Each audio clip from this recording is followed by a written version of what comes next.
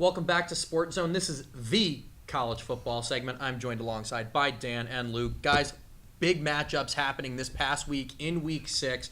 Two big upsets. Let's start with one of the biggest, one of the most high-profile rivalry games in the nation, the Red River rivalry game. Texas taking down Oklahoma. Luke, going to start with you. Texas with a big win on the road after starting the season pretty shaky, but is Texas back?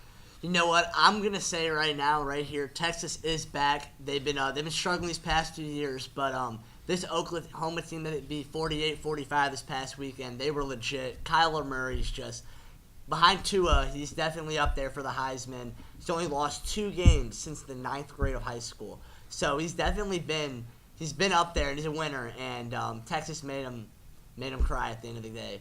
Ellinger definitely pulled through, carried his own weight, and he's looking like a real solid quarterback as well down there. And I do believe Texas is back. Yeah, very hot take there. He only lost 2 games since 9th grade. Very Jimmy Garoppolo-esque, Mr. I haven't lost a game since high school until he gets to San Francisco. But swinging to probably the biggest upset of the weekend, down in Florida, in the swamp, you had the Gators chomp back in business, beating Ed Orgeron's LSU team. Now, LSU dropping substantially in the AP rankings. Dan, going to you about that. What happened for Coach O down in Florida? Well, to be honest, this is an LSU team that just squeaked by on the road against Auburn a few weeks back, so it was a matter of time before this team lost. I don't think they're a true national championship contender, In fact, I think Florida, they had a really strong defensive performance. I'm really impressed by Dan Mullen, their head coach. He's really captaining a team that's, pretty talented. And after the Kentucky loss, that's deflating. To lose to a team that you haven't lost to in about 30 years. A lot of players normally would have sort of, a lack of confidence and morale. But he rallied his troops. Felipe Franks, he played all right. He's not amazing. He's not like Will Grier, who they had before he transferred to West Virginia. But we'll see how Florida plays down the line. I think that Georgia game at that neutral site stadium in Jacksonville in a few weeks is going to be a game to watch, though, for sure.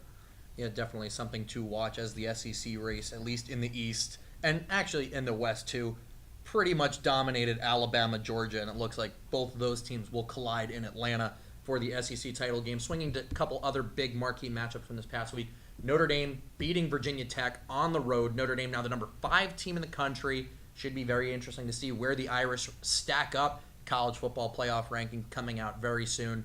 Notre Dame, they need help from one of the top 4 teams. I don't even know if a Georgia loss against Alabama in the SEC title is going to cut it for Notre Dame, but it'll be very interesting to keep an eye on that. And swinging to another upset in the top 25, Michigan State falling at home to Northwestern. Clayton Thorson leading the Wildcats to a pretty impressive win on the road in Lansing. But now swinging ahead to Week 7 here, couple more big matchups here. Starting out west with the Pac-12, Oregon at home against Washington. The winner probably going to be the Pac-12 North representative in their title game. Dan, who comes out with this one? I've got Oregon. You've got Justin Herbert at quarterback. This guy right here, he's a top prospect in all of college football next year in the draft for in terms of quarterbacks. And you've got an Oregon team that I think is angry. You're looking a few weeks back, they just lost to Stanford. A late fumble, cost them a very, strange touchdown got called back. They were really unlucky there, and I think they're going to play angry. They've got a really loud crowd, and I think they're going to take down Jake Browning and Oregon. And Washington. Should be a very interesting one to watch out west. The number 7 Washington Huskies going into the Outson Zoo to play the number 17 Oregon Ducks. But now going back down south, Coach O and Ed Orgeron's LSU Tigers get to stay in Death Valley, but they are hosting the number 2 team in the country in the red-hot Georgia Bulldogs.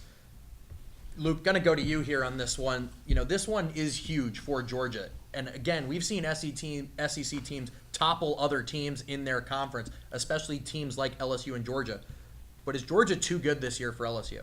You know what? I'm actually going to agree with you on that. I think Georgia this year, they look legit. And last year they came up a little bit short. A lot of these players actually came back this year, and they had that same winning mentality from last year. And they're going to bring that into the Valley next week. And That's going to be a good game to watch for sure. Absolutely. And then up north in the Big Ten, you have number 12, Wisconsin, almost said Washington out here, taking on number 14, Michigan, Jim Harbaugh, and the Khakis in the Big House, taking on Wisconsin. Could be very decisive for that division, especially with Ohio State.